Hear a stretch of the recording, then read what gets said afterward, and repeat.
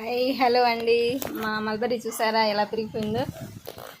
ఇలా బాగా ఆకులు వచ్చేస్తే ఫ్రూట్స్ కూడా ఉండవండి, కాయలు కూడా పడవన్నమాట.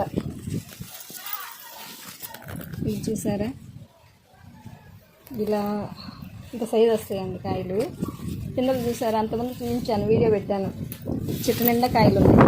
ఆకులు వచ్చేసాయి కదండి, కాయలు చాలా తక్కువ అనమాట. అక్కడ ఒకటే ఉన్నాయన్నమాట, కనిపిస్తున్నాయా.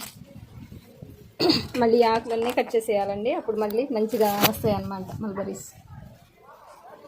2 వారాలు లేకపోయేసరికి చూసారా ఎంత బాగా వచ్చేసినాయి ఆకులు. ఇవన్నీ కట్ చేసేయాలి.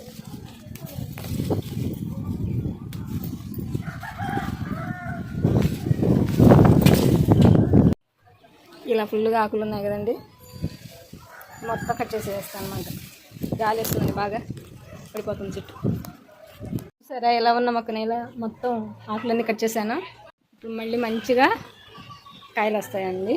ఒక వారానికి చూపిస్తాను ఎన్ని కాయలు వచ్చేస్తాయో చూద్దరు. కానీ ఇప్పుడు అక్కడ ఒకటే కదండి ఉంది. ఒక వారం ఆగి చూపిస్తాను ఎన్ని వచ్చేస్తాయో చూద్దరు. కానీ ఇలా ఆకులు కట్ చేయటం వల్ల బాగా ఫ్రూట్స్ కాయలు వస్తాయండి. ప్రతి దీనికి మంచికి కాయలు వస్తాయి అన్నమాట. ఓకే అండి, థ్యాంక్ యూ. వీడియో నచ్చితే లైక్ చేయండి.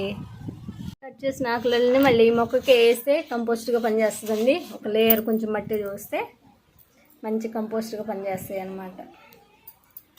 వచ్చేస్తుంటే రాలిపోయాయండి కొమ్మల నుంచి.